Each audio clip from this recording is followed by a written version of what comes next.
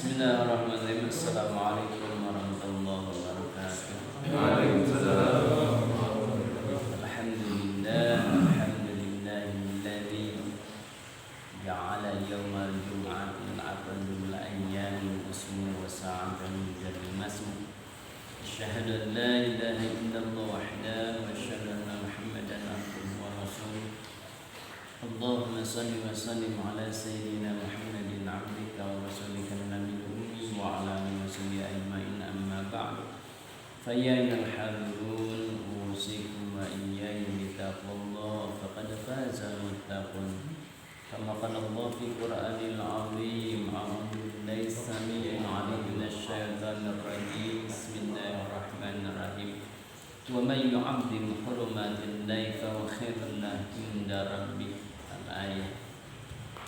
Alhamdulillah tahan bismi ni'mah, puji dan syukur kita panjatkan kepada Allah yang telah menciptakan berbagai kenikmatan. Salah satu kenikmatan adalah Allah memberikan keutamaan keagungan pada malam Jumat dan hari Jumat, dan paling afdol pada malam Jumat itu membaca surah Al-Kahfi afdol. Ya, tapi bagaimana kalau baca Yasin, silakan aja, nggak jadi masalah. Nah, kemudian perbanyaklah sholawat pada hari dan malam Jumat, itulah paling afdol. Nah, kita akan membahas tentang babu ta'dhimi hurmatil muslimin wa bayani huquqihim wasyafaqah alaihim wa rahmatihim. Bab ini insyaallah kita akan membahas tentang bagaimana kita harus mengagungkan, harus memuliakan kaum muslimin, mengagungkan kemuliaan kaum muslimin, dan menjelaskan bagaimana hak-hak mereka dan bagaimana kita harus memberikan syafaqah, welas asih, warahmah, kasih sayang. Qala Allah Ta'ala, Allah berfirman dalam Al-Quran, wa may yu'azzim, barang siapa yang mengagungkan hurumatillah, kehormatan Allah, salah satunya hukum-hukum Allah, syariat Allah, bahwa khairul, maka itulah yang paling baik bagi mereka inda rabbih, di Allah, di sisi Allah.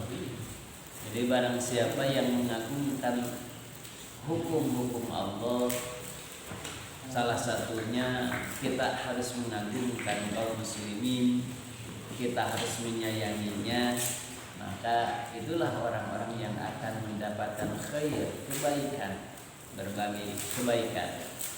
Maka dalam ayat yang lain Allah menyebutkan wa may yu'azzim sya'airillah, dan barang siapa yang mengagungkan syiar Allah, ciri tanda-tanda kekuasaan Allah, tanda kasih sayang Allah, fa innaha min taqwal qulub, itulah orang-orang yang paling takwa hatinya. Wa qala ta'ala, dan Allah juga berfirman dalam ayat yang lain, wahfid janahaka lil mu'minin. Nah, ini sudah ada spesifik ya ayatnya, dengan judul yang kita bahas, yaitu wahfid terendahkanlah, bongkokkeun badan urang, janahaka di pundak kita, lil mu'minin kepada kaum mukmin. Itu cirinya kita mengagungkan kaum mukmin, kita rengkuh gitu, bahasa Sunda merengkuh gitu. Rengkuh, wahfid janahaka lil mu'minin. Ini bukan kepada pejabat ya, kesemuanya aja, kepada manusia, kepada ketika kita mengagungkan. Nah, tadi makanya tadi bi hurmatil muslimin, kita harus mengagungkan kepada muslim. Salah satunya ya, apalagi kalau kepada ulama ya, ulama mau apalagi itu, ulama besar ya. Hanya kan kalau ulama warasatul anbiya, para ulama itu pewaris para nabi. Jadi kita mengagungkannya itu harus betul-betul. Bagaimana cara mengagungkannya? Tidak boleh kita mengatakan sesuatu kepada Nabi seperti mengatakan kita kepada teman pun kepada ulama, karena warasatul anbiya. Jangan mengatakan sesuatu yang tidak senonoh gitu ya. Tidak senonoh kepada para ulama. Apalagi misalkan ulama-ulama yang sudah jelas-jelas hebat. Nah, seperti sekarang yang dikhawatirkan itu justru di akhir zaman itu orang-orang manusia kaum muslimin juga sama orang-orang itu menghinakan ulama.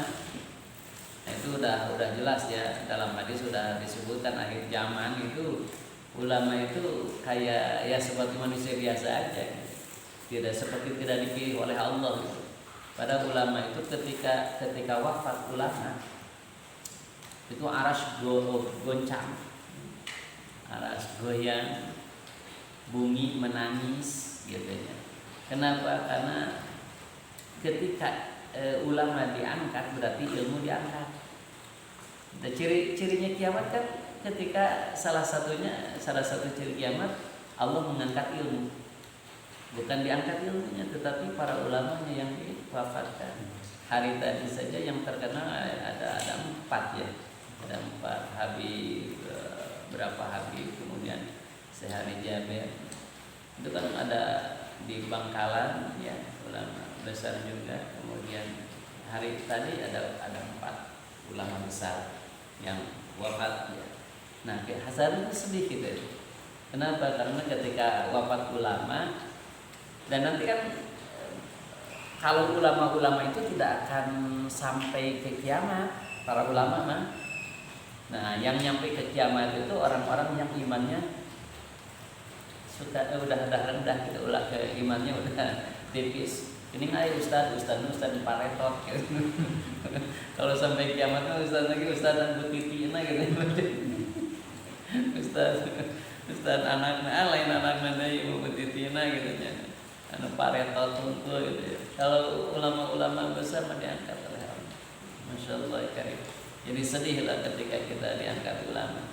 Minimal bagaimana kita reaksi kita ya, kita setiap di Mekah lah di Madinah ya, setiap beres sholat itu pasti sholat gaib. Nah, sholat gaib nah, kita juga gitu kayak ulama wafat sholat gaib. Tadi saya juga sholat gaib aja lah gitu. Nah, kalau ke sana mah sekarang mah susah ya. tidak boleh berkerumun ya. Nah, udah sholat gaib aja, kita mendoakan ulama. Kenapa? Kan dia udah pasti menurut logika ya, udah pasti dia masuk surga gitu. Kenapa kita terus mendoakan? Jangankan ulama Nabi saja kita doakan kan. Jangankan kita, Allah saja mendoakan Nabi kan dengan sholawat gitu. Malaikat yang mulia sholawat kepada Nabi, mendoakan. Sholawat itu kan mendoakan ya. Jadi mendoakan itu kemuliaan, bukan hanya seperti gini. Makanya kepada Nabi Allahumma sholli ala sayyidina Muhammad, misalkan ya Allah berikanlah sholawat, bukan berikanlah sholawat. Ya Allah berikanlah rahmat, bukan tambahkanlah, dan atas kenging rahmat Nabi mah gitu. Ya Allah selamatkanlah Nabi, dan Nabi mah selamat, tambahkanlah keselamatan. Kenapa? Karena rahmat Allah, keselamatan Allah tidak akan habis gitu. Terus saja sampai kapanpun gitu. Apa yang diharapkan oleh kita? Yang diharapkan oleh kita itu cipratannya. Kan Nabi udah jelas. Contohnya sekarang kita menurut logika Syekh Jabir dan jelaslah orang soleh pastilah ahli surga lah gitu menurut logika. Terus kita mendoakan, kan kita ikut andil. Kalau beliau udah jelas kan masuk surga, kita ikut andil mendoakan. Kata Syekh Jabir, dia juga mendoakan itu, ya Allah aku akan menolongnya mendapat syafaat. Kan yang diharapkan oleh kita itu mendoakan kepada orang yang soleh begitu. Bahkan coba aja lihat Imam Ahmad bin Hanbal, Imam Hambali mendoakan Imam Syafi'i sebagai gurunya itu 40 tahun tidak berhenti. 40 tahun, padahal Imam Syafi'i udah jelas gurunya dan lebih mulia mungkinnya gitu, lebih hebat ilmunya. Itu 40 tahun tidak berhenti mendoakan gurunya. sampai terdengar oleh muridnya, oleh anak-anak. Hari orang suka doakan kalau dulu harus ngarah barokah ilmu. Kalau tidak mendoakan guru, boro-boro mendoakan guru kita ngaku guru gitu ini. Dan kekal lama ngaku guru, saya Jaber juga ngaku guru. Boro-boro ngadoakan ngaku guru nagente pantas aja gitu. Nah, jadi di sini wahid janah kalil mu'min, rendahkanlah, artinya hormat kepada kaum mukmin. Tetapi ketika kita menghormati seseorang karena kekayaannya, karena jabatannya, itu masya Allah itu bahaya. Bisa hilang iman kita. Sebagian keterangan menyebutkan 2/3 cuma ya iman kita hilang ketika kita menghormati seseorang karena kekayaannya atau jabatannya. Jadi bukan karena manusianya, bukan karena ciptaan Allah, bukan. Tapi karena kekayaannya. Makanya para ulama menyebutkan kita tidak boleh cium tangan kepada orang yang kaya, orang yang pejabat, tidak boleh karena jabatannya, karena kekayaannya. Tapi kalau karena ilmunya, karena kemuliaannya, itu memang harus. Dulu kan ke pejabat itu cium tangan. Ketika tidak jadi pejabat, enggak lagi cium tangan. Kalau ke kiai itu ulamanya. Mau jadi sudah tidak benar punya murid, tetap aja ulamanya. Wa qala ta'ala, Allah juga berfirman dalam surah yang lain, dalam ayat yang lain, man qatala nafsan, barang siapa membunuh seseorang bighairi nafsin, tidak ada hak sebetulnya, au fasadin, atau merusak fil ardi, di muka bumi, fa ka'annama qatalan nasa jami'an, maka dia seolah-olah membunuh seluruhnya. Dalam arti di sini tidak boleh membunuh, itu harus menghormatinya, haknya, hak hidup. Sebaliknya, waman ahyaha, sekarang memberikan kehidupan kepada orang lain, fa'annama ahyan nasa jami'an, maka sama dengan memberi kehidupan seluruhnya. Itu bukan hadis, itu Al-Qur'an. Kalau hadis mungkin bisa diperdebatkan, gitu ya, sahih dhaifnya misalkan gitu ya. Tapi ini Al-Qur'an, kalau Al-Qur'an sudah jelas. Artinya gini, ketika kita membunuh sama dengan membunuh seluruhnya. Ketika memberi kehidupan, maka kita seolah-olah memberikan kehidupan seluruhnya. Oke lah, kita punya perusahaan contohnya, dan dia kerja numpang hidup di kita misalkan, kan dia punya anak, punya cucu, kemudian pesanannya kan gitu. Jadi seolah-olah kita menghidupi semuanya. Makanya orang Muslim itu harus punya perusahaan, jadi menghidupkan orang lain. Makanya kenapa para ulama itu dulu, masya Allah ya karim ya, benar-benar gitu dia memberikan kehidupan itu, santrinya itu digratiskan gitu dulu. Sok asawah lah gitu, gratis makan naon gitu ya. Memberi kehidupan, belum nanti memberikan ilmunya kan gitu. Itu kan kata Allah, wa man ahyaha fa ka'annama ahyan nasa jami'an. Memberi kehidupan sama dengan memberi kehidupan yang seluruhnya gitu. Nah, ini kalau niatnya harusnya niatnya ibadah aja gitu, niat ibadah. Ketika kita punya perusahaan apapun, bukan hanya niat ekonomi, bukan, tapi ibadah niatnya gitu. Wa Nabi Musa radhiyallahu anhu, dari Abi Musa radhiyallahu anhu, qala Rasulullah sallallahu alaihi wasallam, al-mu'minu lil mu'mini, orang mukmin dengan mukmin yang lainnya halun, yang seperti satu bangunan. Ya syuddu ba'duhu ba'dan, itu saling menguatkan dari satu dengan yang lainnya. Wa syabbaka baina asabi, seperti Nabi ini. Ketika kita seperti ini, gitu, seperti ini, itu kuat sekali. Kalau misalkan kita megangnya gini, megang itu kuat.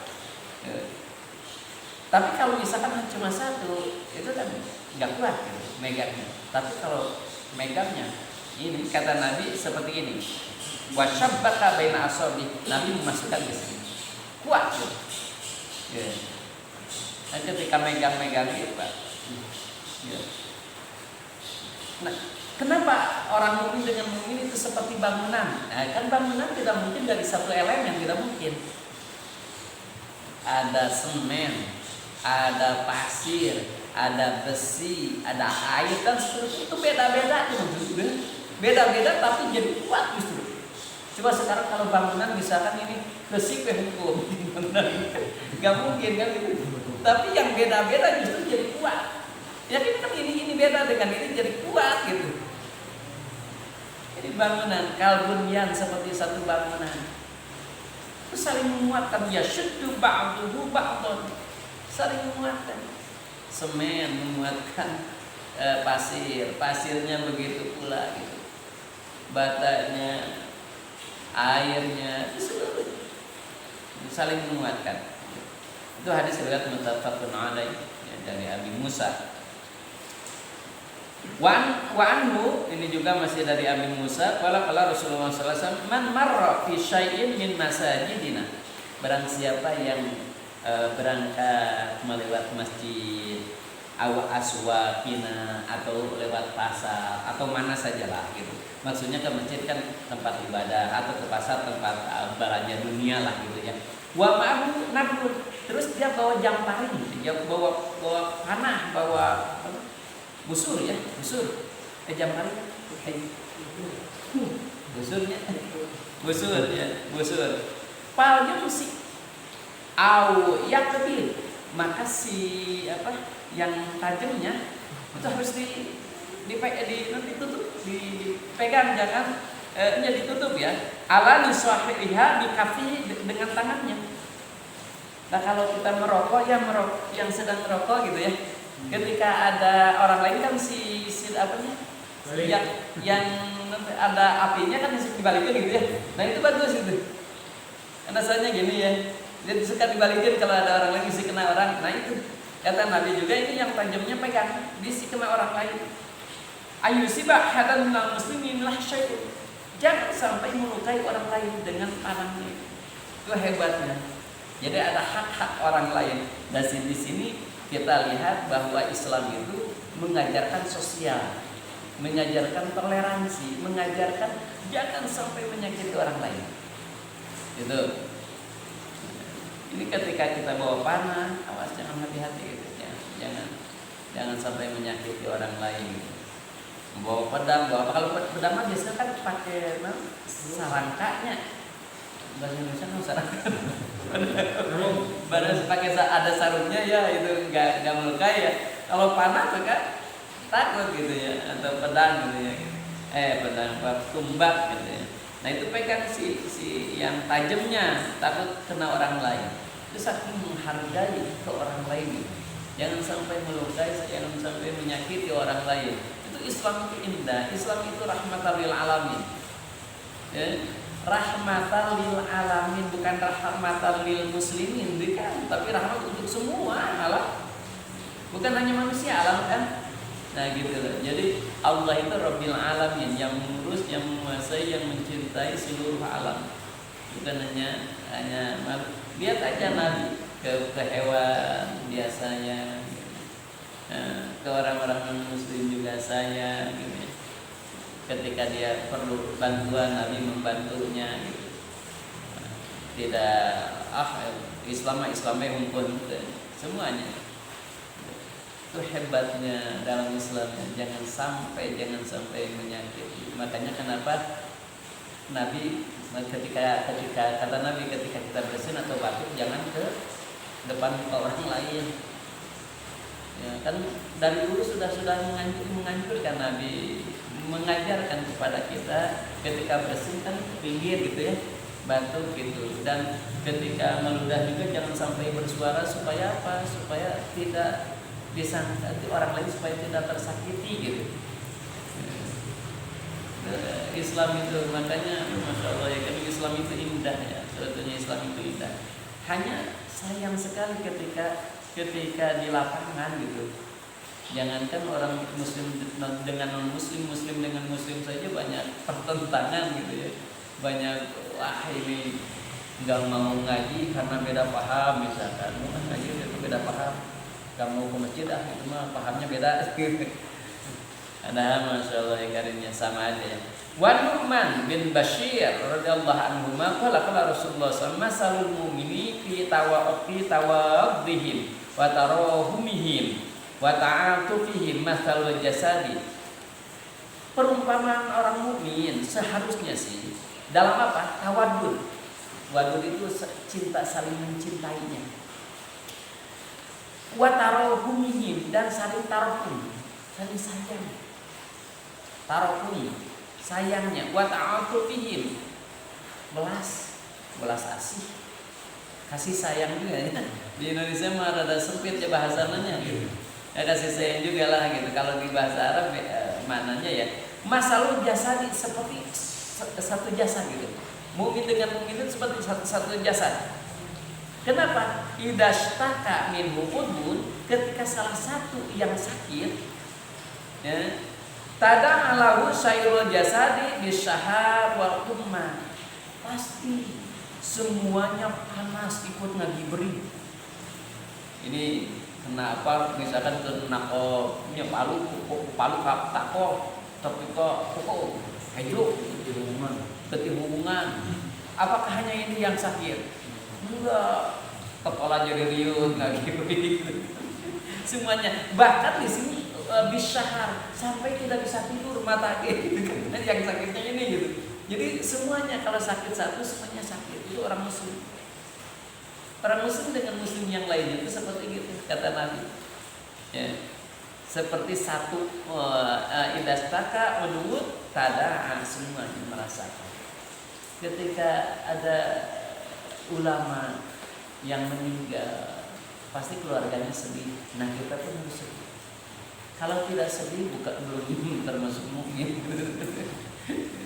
Sedih gitu kalau ada ulama-ulama yang seperti itu, Masya Allah. Wa an Abi Hurairah radhiyallahu anhu qala qubbalan Nabi. Ya, kata Abi Hurairah, suatu ketika Nabi kubbala itu mencium Al-Hasana kepada Hasan. Nabi itu mencium Hasan bin Ali, cucunya ya. Radhiyallahu anhu wa indahu al-Afra bin Hubis. Kemudian Nabi ketika mencium Hasan itu, ada di pinggir beliau itu sahabat Afra, namanya Afra bin Habis. Ya. Faqala Afra, maka sahabat Afra bertanya, innali asyratan, ya Rasul, aku punya anak 10. Kata Asra itu. Punya anak 10. Ya, minal walad ma qabbatu, dan saya tidak pernah dari lahir sampai sekarang dicium saya.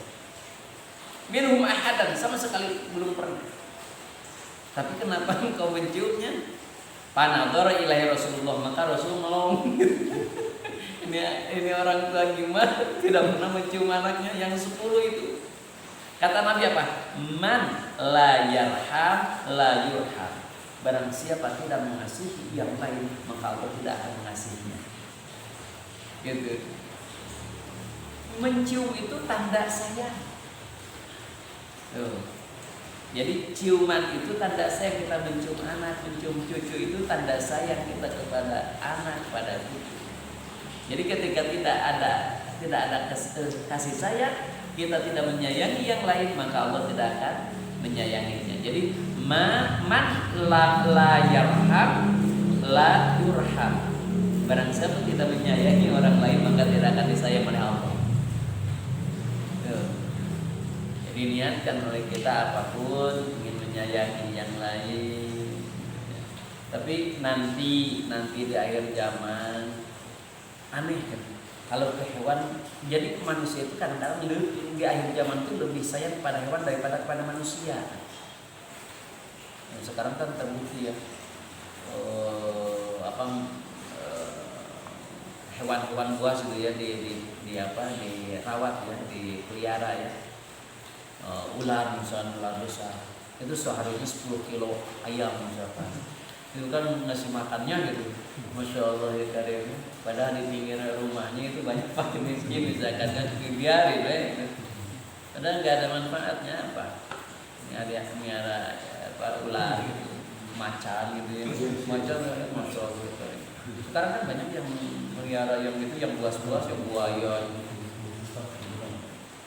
Itu padahal Nah itu di akhir zaman itu katanya saya lebih sayang ke hewan, ke nyawa hewan daripada manusia. Masya Allah ya karimnya. Dulu sampai gitu ya. Padahal kalau kita pikirkan gitu ya, kalau si macan, si ular dibiarkan di alam, dia akan hidup bebas, dia akan bisa makan. Beda dengan manusia, hese, dibiarkan miskin gitu, bisa makan gitu. Gitu dah. Jadi an Aisyah, dari Aisyah ummul mukminin radhiyallahu anha qalat qadiman nasu minal a'rab. Suatu ketika Nabi sedang ada di rumah, datanglah segerombolan pasukan bukan pasukan itu, sekelompok ya, sekelompok orang Arab datang kepada Rasul. Faqalu, maka mereka bertanya, ya Rasul, atuqbiluna sibyanakum, ya Rasul, apakah engkau suka mencium anak-anakmu? Faqalu, maka na'am, iya tentulah gitu, tentulah. Bagaimana sahabat? Para sahabat juga yang dekat dengan Nabi, ya. Qalu, lakinna wallahi, kata orang Arabi tersebut, demi Allah, ma nuqbilu, kami tidak pernah mencium anak-anak cucu-cucu kami. Itu orang Arabi. Orang Arabi itu tidak pernah katanya mencium anak cucunya. Faqala Rasulullah, awa amliku an kana Allah nazza'a minkumur rahmah. Kalau Allah memutuskan rahmat kepada kalian, aku tidak bisa menghalanginya, kata Rasul. Artinya kamu ketika tidak sayang kepada anak dan cucu, tidak menciumnya, maka Allah akan memutus rahmat dan aku tidak bisa apa-apa. Saking sayangnya yang gitu. Nya sama kita juga gitu ke istrinya, istri itu, ya aku sun gitu kan ya itu. Tapi kalau sering-sering ting pada bosan jarang aja gitu supaya besok aja kan. Kadang-kadang perba juga perlu. Kadang-kadang kita ke istri menyebutkan sayang, kadang-kadang perlu. Tapi kalau tiap hari menyebutkan sayang itu aneh kan, tidak indah gitu. Tapi kalau jarang, coba disebutkan pas kita keceplosan, kesini sayang, aduh bangga gitu. Tapi kalau sering enggak akan bangga gitu. Makanya diatur lah supaya senang gitu. Kan kalau segala sesuatu juga kalau berlebihan tidak akan jadi baik. Setiap hari menyebutkan sayang kan mesti aneh. Yang sini, wah harus biasa mungkin. Tapi kalau jarang menyebutkan sayang, pas menyebutkan sayang langsung alhamdulillah gitu. Mungkin ayana bisa jadi ya gitu, bisa jadi ayana ayam boga kahayang biasanya. Itu naza'a minkum rahmah, Allah akan mencopot rahmat ketika kita tidak mau mencium anak cucu kita. Wan Jarir bin Abdullah radhiyallahu anhu qala Rasulullah sallallahu alaihi wasallam, man la yarhamun nas la yarhamullah. Barang siapa tidak mencintai manusia, maka dia tidak akan dicintai oleh Allah. Makanya pantasnya dalam hadis yang lain, Allah akan mencintai seseorang ketika orang tersebut mencintai makhluk yang ada di langit akan mencintai manusia yang mencintai makhluk yang di bumi gitulah. Ada dalam hadisnya begitu. Jadi Allah, malaikat yang ada di langit, kemudian makhluk yang ada di langit akan mencintai, akan merahmati, memberikan rahmat kepada seseorang yang mencintai makhluknya di muka bumi. Makhluk, terutama di sini manusia. Jadi barang siapa yang mencintai manusia, maka Allah akan memberikan rahmat. Jadi gampang ingin diberi rahmat. Kan kita ya Allah curahkan rahmat kepada kita, tapi kita tidak pernah mencintai manusia. Agak sulit ya. Makanya kita harus tarohum. Tapi tidak mungkin taruh kecuali kita ta'aruf dulu, kita kenal dulu. Makanya kenal dulu bagaimana sih Islam itu tadi. Mukmin yang mukmin itu kalbun yang seperti bangunan, saling menguatkan. Wa Nabi Hurairah radhiyallahu anhu anna Rasulullah sallallahu alaihi wasallam idza shalla ahadukum linnas, nih saking harus sayangnya, idza shalla ahadukum linnas, ketika ada seseorang salat dengan manusia yang banyak, fal yukhafif, maka ringankanlah salatnya. Faina fihim adh-dhaif, karena di belakangmu ada yang lemah, ngeus aki-aki, ada anak kecil, wasakin, ada yang sakit, wal kabir, ada yang sudah tua, dan ada yang ingin hajat dan seterusnya. Maka wa idza shalla ahadukum li nafsi fa yutawwil masya, ketika salat sendiri silakan lama. Tapi kita nanti baliknya. Kalau berjamaah lama, kalau sendiri sedikit singkat gitu ya. Kata Nabi mah kalau berjamaah terutama imam tidak terlalu panjang. Tapi kalau sendiri silakan panjang. Gitu. Itunya hebatnya gitu. Itu cirinya sayang kepada yang lain gitu ya, kepada yang lain. Wan Aisyah dari Ummul Mukminin Aisyah radhiyallahu anha qalat inna kana Rasulullah sallallahu alaihi wasallam la yada'ul amal wa huwa yuhibbu ay ya'mala bihi khasyata ay ya'mala bihin nas fayuqaridu alaihim. Suatu ketika Nabi meninggalkan ibadah tersebut. Kenapa? Karena sahabatnya cinta terhadap amal tersebut. Kenapa Nabi meninggalkan? Karena dikhawatirkan ini jadi wajib. Apa salah satunya? Sholat tarawih. Sholat tarawih itu Nabi cuma 3 kali. Pas ini tahun pertama puasa ya, tahun pertama puasa, kata sahabat, amalan apa ya Nabi ya? Ini kan Ramadan pertama, pasti ini kan pamernya amal, katanya Nabi apa? Pas lihat sholat, ikutlah orang-orang. Kan kemudian nanti ngobrol dia, malam Nabi itu sholat, ya gitu. Nah, ada banyak kan hari kedua, pas hari ketiga banyak, maka Nabi tidak ke masjid lagi. Kenapa? Karena sudah banyak yang menunggu. Karena biasanya Allah itu akan mewajibkan amalan ketika antusias para sahabat. Ini para sahabat masjid hari ketiga, pas ketiga keempat Nabi tidak lagi ke masjid.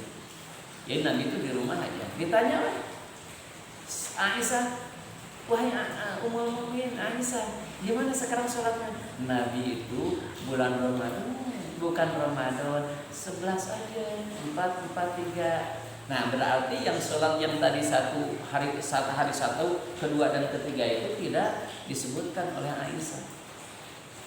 Kenapa? Bulan Ramadan, bukan bulan Ramadan, gitu aja sama 11 gitu. Kenapa Nabi meninggalkan amal itu? Kata Aisyah, karena takut diwajibkan.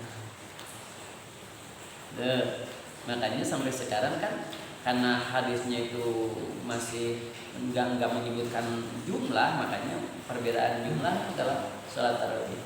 Artinya Nabi mah dan tidak pernah diberjamaahkan Nabi itu tidak pernah berjamaah sholat tarawih. Tapi di kita semua dimanapun di dunia tarawih itu rata-rata diberjamaahkan kan gitu. Sebetulnya itu kan bid'ah gitu. Kalau lihat bid'ah maksudnya kalau tidak ada bid'ah gitu. Nah, makanya kata Umar kan pertamanya Umar yang menyebutkan orang muslim dengan muslim sholatnya kan tidak berjamaah, tidak bersatu gini gimana tuh? Udah berjamaah seorang ke depan.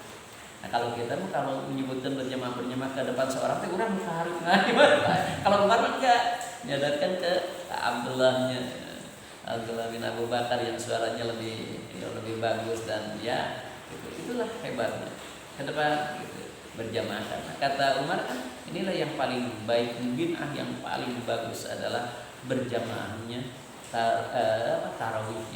Jadi tarawih itu rata-rata diberjamaahkan di mana-mana gitu. Kalau Nabi menggas sebetulnya gitu dan tidak menyuruh sebetulnya. Hanya Nabi membiarkan. gitu. Tapi dah waktu zaman Nabi mah waktu itu enggak seperti zaman Umar kesini berjamaah semuanya enggak. Itu zaman Nabi mah sendiri-sendiri kayak sholat sunnah biasa kayak gitu sendiri-sendiri gitu. Kata Umar masa gitu. Nah artinya Nabi meninggalkan, artinya ketika meninggalkan takut diwajibkan gitu ya. Fayufradu alaihim, itu muttafaqun alaih hadisnya. Artinya Nabi takut, khawatir menyusahkan gitu intinya. Khawatir menyusahkan. Seperti sholat tahajud, jangan tiap hari gitu kan sahabat ya. Nah kalau sahabat semuanya tiap hari tahajud bisa diwajibkan. Parah kita kalau diwajibkan tahajud tuh. Gimana itu mendoraka kabeh gitu. Makanya jangan selang-selang aja, kan Nabi ada pernah mengatakan tidak, kalau sunnah jangan terus gitu, jangan. Jadi ada berhentinya lagi sekali dua kali begitu. Hanya orang malu pakai berhenti daripada jalan gitu. Betul. Wa anha radhiyallahu anha, masih dari Aisyah, dia mengatakan nahahumun nabiyyu, Nabi melarang amil wisol, saum wisol. Saking sayangnya Nabi kepada kita, jangan wisol. Wisol itu saum itu sehari semalam, 2 hari 2 malam, 3 hari 3 malam gitu, tidak buka gitu. Itu namanya saum wisol ya. Itu rahmatan, Nabi itu sayang.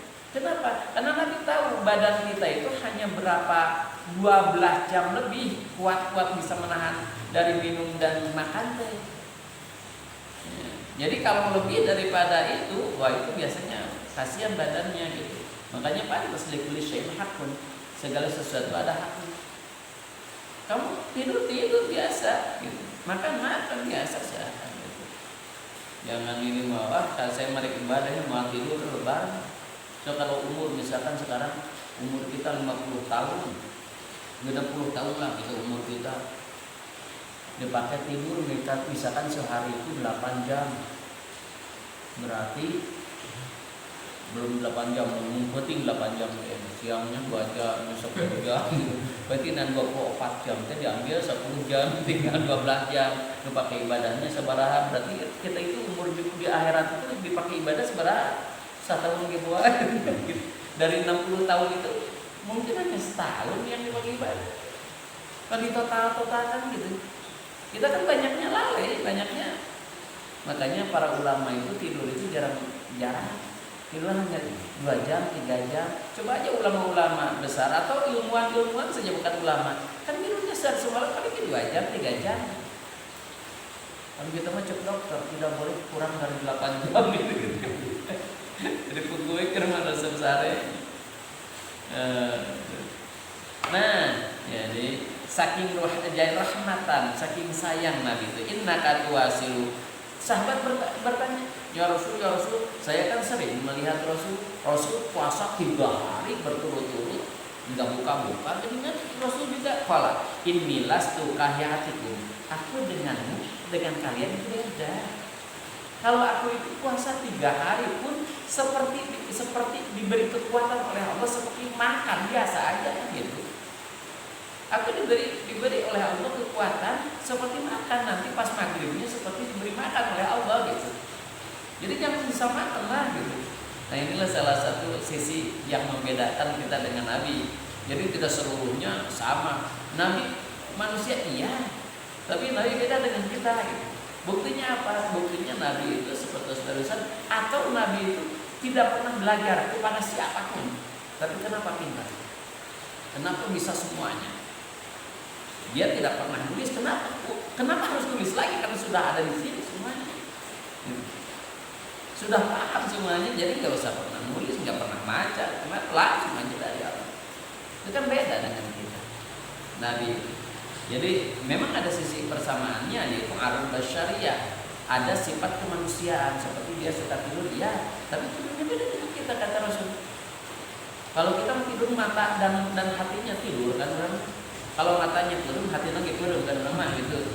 Kalau Nabi mah mata turun, hatinya tetap bentak, gitu. Nah, Nabi mah beda ya.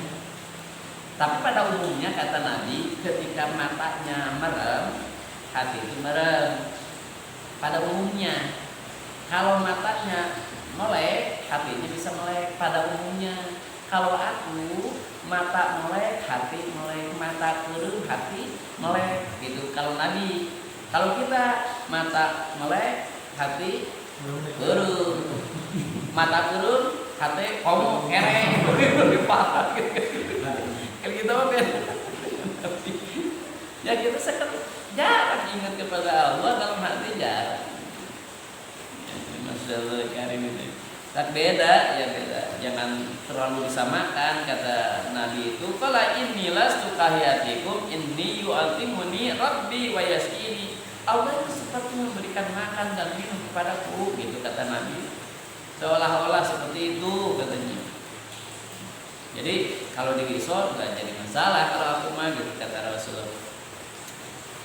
Wan Nabi Qatadah, nah ini oleh para ulama salaf itu terutama oleh ulama-ulama tarekat biasanya ini wisol itu bukan haram bentuknya tapi kasih sayang.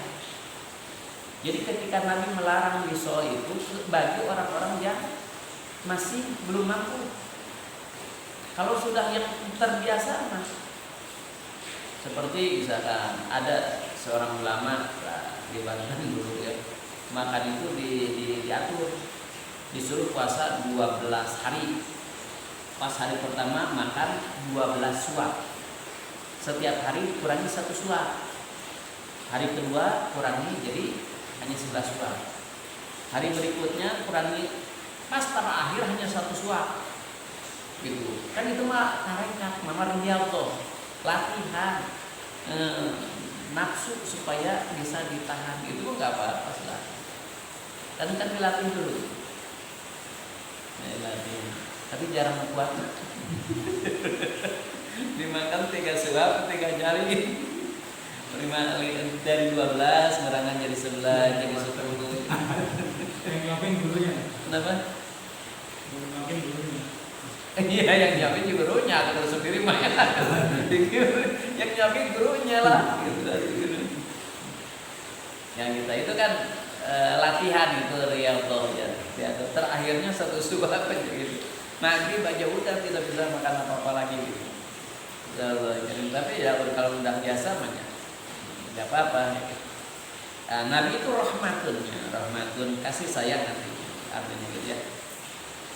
An Abi Qatadah Al Haris bin Rabi radhiyallahu anhu qala Rasulullah sallallahu inni la aqumu ila sholati wa uridu an utawila fiha fa asma buka asabi. Kata Nabi, kata Qatadahnya Abi Qatadah, sahabat Abi Qatadah, Nabi berkata, suatu ketika aku akan sholat berjamaah dengan sahabat dan aku ada dalam hati terbesit ingin panjang sekarang bacaannya. Kata Nabi teh aku teh berkehendak wa uridu an utawwala fiha. Saya ingin panjang nih bacaan teh, yang panjang di surahnya nih. Iya. Pas setelah beres Fatihah, Pak Asma buka asabi. Pas mau panjang baca surahnya, terdengar ada seorang bayi yang nangis. Gitu, anak kecil yang nangis. Maka kata Nabi, Pak Atawa jauh iti sholati karahati, maka diringankan olehku sholatnya, surahnya. Kenapa? Karena saya takut membuat seorang ibu menjadi resah. Kan anaknya nangis. Pasti si ibu lagi bingung tuh. Berjamaah batal nggak gimana? Maka Nabi, itulah hebatnya Nabi. Padahal seorang gitu, anak gitu. Nangis gitu. Makanya ketika kita kadang-kadangnya aneh ya, ketika aneh seharusnya gitu ya. Kalau ngaji misalkan kan kalau ibu-ibu biasanya suka bawa anak gitu. Kalau nangis jangan diem aja di situ, kan mengganggu yang lain. Bawa dulu keluar si anaknya, misalnya gitu. Gitu. Jadi si pengajian ya tetap, masa si kiainya yang harus berhenti, udah lah kasihan masa gitu. Seharusnya ya itu bawa gitu. Nah sebetulnya kalau misalkan dia mengerti si ibu tersebut, lebih baik berhenti dulu dia sholatnya, bawa anaknya, atau tidak berhenti juga kan Nabi mencontohkan gendong saja anaknya, kan nggak apa-apa, jangan gendong gitu. Kan kalau digendong pasti anaknya nggak nangis, gitu. Nah, tapi ruhamanya Nabi, kasih sayangnya Nabi diringankanlah sholatnya gitu. Itu ya hebat. Nabi teh karena sayang, kita pun harus adil seperti itu ya. Jangan asli yang penting mah saya enak gitu. Dan para ulama menyebutkan ketika sholat mah jangan terlalu dipanjang-panjang lah. Itu kenapa? Karena ya tadi banyak yang beda-beda kan gitu, kebutuhan. Termasuk misalkan ngelagamnya jangan terlalu diindah-indah lah. Jadi kalau ngelagamnya terlalu diindah-indah bukan maknanya nanti yang diserap oleh makmum, tapi lagamnya gitu. Seharusnya kan maknanya, seharusnya bacaanmu itu yang mengharukan, yang membuat kamu hati tersentuh gitu. Coba aja kita lihat bacaan murotal dengan bacaan qiraat. Enak mana? Kalau menyebutkan enak kayaknya enak qiraat. Tapi kalau yang menyentuh murotal. Gitu. Kalau murotal kan lempeng gitu tapi enaknya gitu. Kalau itu kan ada nadanya kalau qiraat. Qiraat kan ada nadanya. Kalau murotal makan tergantung kitanya gitu. Murotal suka beda-beda makan murotal. Kalau qiraat kan sama gitu. Nah, jadi intinya ketika sholat mah khusyuan ya, bukan di enak-enaknya gitu. Man sholat subuh bahwa fi dhimmatillah masyaallah karim. Barang siapa yang sholat berjamaah subuh, maka itu akan ditanggung oleh Allah kehidupan pagi harinya. Kehidupannya, kesehatannya, keselamatannya ditanggung oleh Allah. Selama apa? Selama dia tidak maksiat, tidak dosa. Fala yatlubannakumullah min dimmatihi bi syai'in bainahu may yatlubuhu min dimmatihi bi syai'in yudrikuhu tsumma yudriku ala wajhi fi nar jahannam. Itu pun kalau dia tidak maksiat, bahkan sampai ditanggung oleh Allah ketika dia benar sholat berjamaah subuhnya sholatnya benar, maka ditanggung tidak akan masuk neraka jahanam. Ditanggung oleh Allah sholat subuh. Makanya kemarin pernah sampai agak ramai ya, agak booming ya sholat subuh berjamaah di masjid ya. Biasa kan sholat subuh itu di masjidnya. Itu. Tapi bagus itu, tren bagus itunya. Tren bagusnya. Satu lagi lah. Qala al-muslimu akhul muslim la yudlimu, karena muslim dengan muslim itu saudara, maka la yadlimu wa la yuslimhu, maka tidak boleh saling mendolimi gitu aja. Man kana fi hajati akhihi kana Allah fi hajati. Barang siapa yang memberikan atau memenuhi kebutuhan hajatnya seseorang, maka Allah yang akan membalas kebutuhannya. Ketika dia butuh, Allah dibalas gitu. Memenuhi kebutuhannya seseorang gitu. Contohnya gitu ya, misalkan ada seseorang yang sekarang masuk sekolah, dia karena COVID, dia kerjanya kurang bagus. Ini bagaimana kekurangan untuk biaya kita tombokkan gitu, minimal lah kasih pinjam, itu kan sama. Ketika kita butuh, maka Allah akan menolongnya gitu ya. Wallahu a'lam bishawab. Cukup segitu.